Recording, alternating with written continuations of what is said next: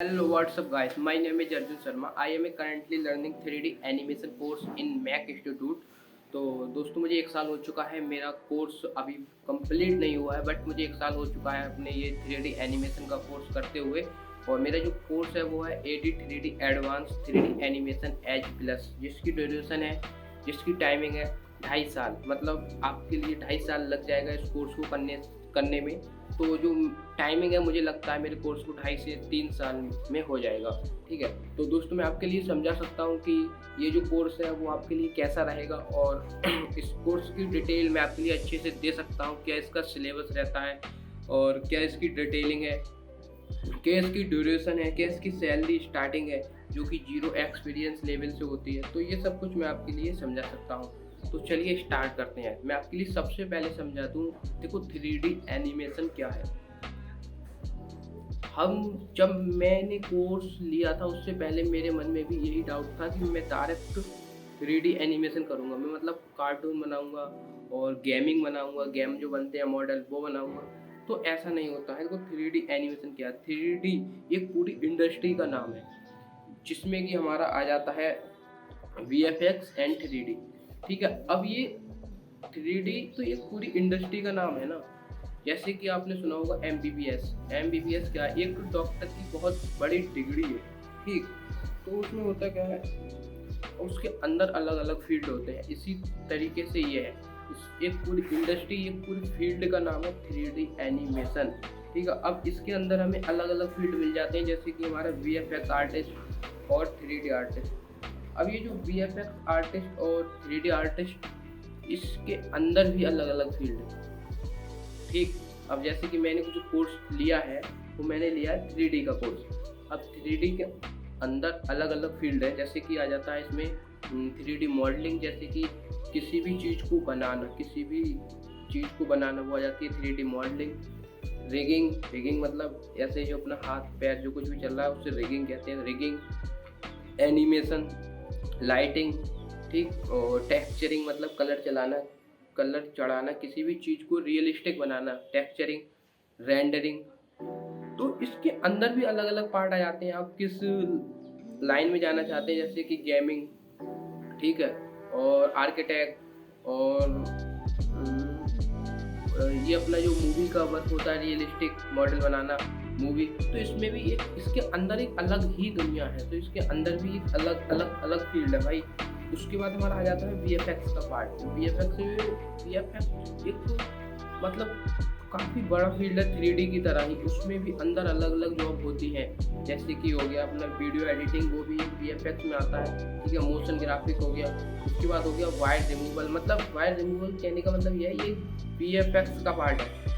तो जो VFX है एक, वो भी बहुत बड़ी ही दुनिया है। उसके बाद आ जाता है उसमें मैच मूव करना, रोटो करना, ये सब। इस मतलब मैं आपके लिए नेक्स्ट वीडियो जो आएंगे उसमें इस चीज़ की डिटेलिंग दे सकता हूँ, लेकिन आज मैं आपके लिए सिर्फ समझा रहा हूँ कि कोर्स क्या है 3D एनिमेशन एंड VFX। ठीक है, अब इतना मैंने आपकी समझा दी, काफ़ी बड़ा फील्ड है। उसके अंदर अलग अलग तरीके की जॉब हैं और अलग अलग तरीके के सॉफ्टवेयर हैं। जैसे कि मेरा कोर्स है, तो मेरे कोर्स में 13 सॉफ्टवेयर है। ठीक है, जिसमें कि 3D के और वीडियो एडिटिंग के सॉफ्टवेयर है।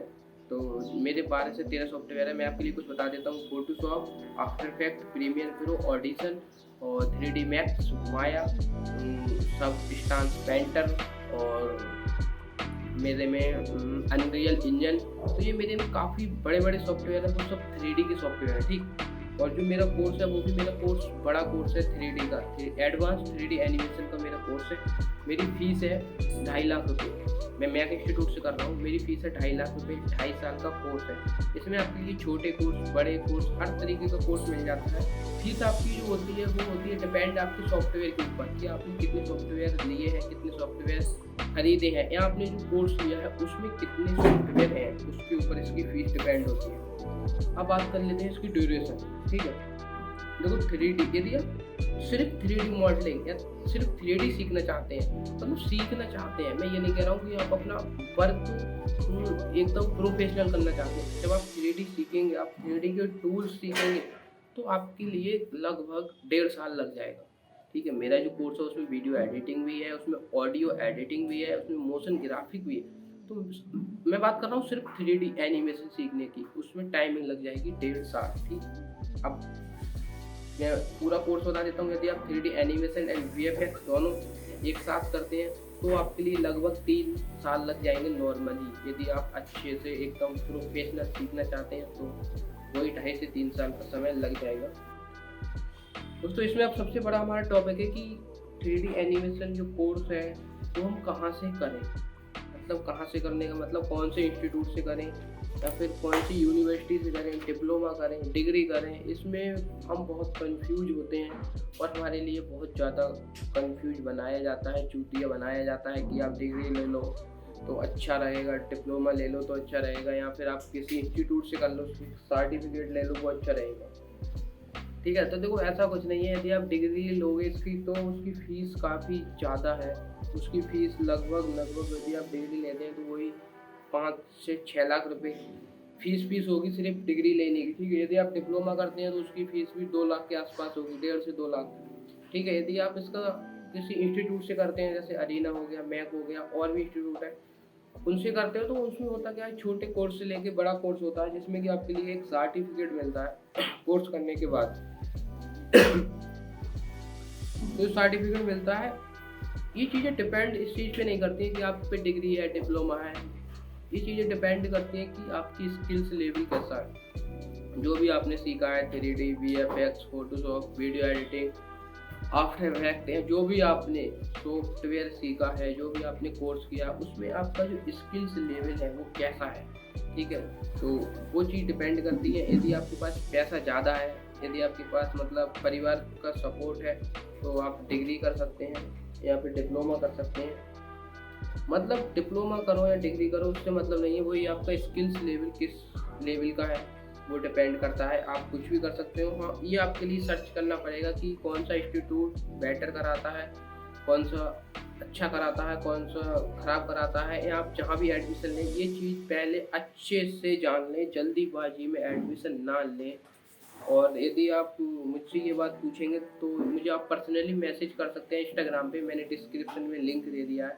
मैं वीडियो में नहीं बोल सकता कि कौन सा इंस्टीट्यूट अच्छा है कौन सा बेकार है, ये मैं नहीं बता सकता यहाँ पे। यदि आप जानना चाहते हैं तो आप मुझे इंस्टाग्राम पे मैसेज कर सकते हैं, जो कि मैंने आपके लिए डिस्क्रिप्शन में इंस्टाग्राम का लिंक दे रखा है। ठीक है, अब एक तरीका ये भी है अच्छा ख़राब होने का कि होता क्या है कि एक कोल्ड ड्रिंक ले लो, जैसे कि आप तो अलग अलग कंपनी की जो कोल्ड ड्रिंक होती हैं तो होती तो सभी अच्छी हैं, मतलब पर हर किसी को हर कोई सी अच्छी नहीं लगती है ना। इसी तरीके से ये कोर्स होता है, यूनिवर्सिटी होती है, पढ़ाई होती है, होती तो सभी अच्छी है, लेकिन हर किसी को हर एक इंस्टीट्यूट पसंद नहीं होता है। ऐसे ही यही होता है, किसी को टीचर अच्छे नहीं लगते हैं, किसी को सॉफ्टवेयर अच्छे नहीं लगते हैं कि ये वाला इंस्टीट्यूट ये सॉफ्टवेयर सिखा रहा है, मैं ये वाला सीखूंगा।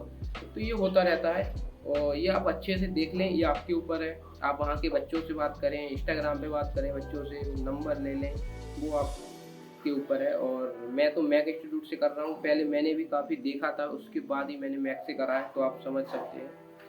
अब बात कर लेते हैं इसमें सैलरी स्टार्टिंग की। 3D जो सैलरी हमारी 3D एनिमेशन की फील्ड में है, तो उसकी सैलरी की नॉर्मल स्टार्टिंग क्या है यदि आप जॉब करते हैं तो।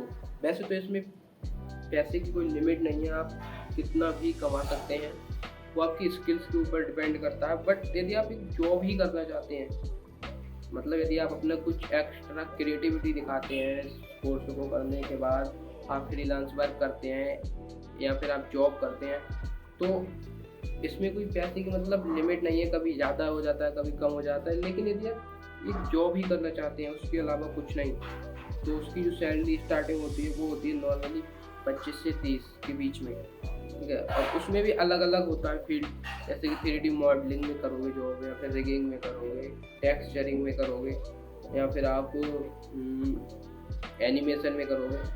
तो कुछ सीखना तुम्हें पूरा सॉफ्टवेयर पड़ेगा। ठीक है, ये जितने भी मैं नाम बता रहा हूँ, एनिमेशन, रिगिंग, टेक्सचरिंग, मॉडलिंग, या फिर जो भी है, तो आपके लिए सीखना पूरा सॉफ्टवेयर ही पड़ेगा। उसके बाद आप पूरे सॉफ्टवेयर में कौन सा काम अच्छा कर पा रहे हैं, सबसे बेस्ट आपका क्या है, आपको कंपनी उस काम के लिए ले लेती है, उस काम के लिए आपको सिलेक्ट करती है, उसके बाद उस हिसाब से आपकी जॉब स्टार्टिंग होती है, फिर आपकी सैलरी स्टार्टिंग होती है।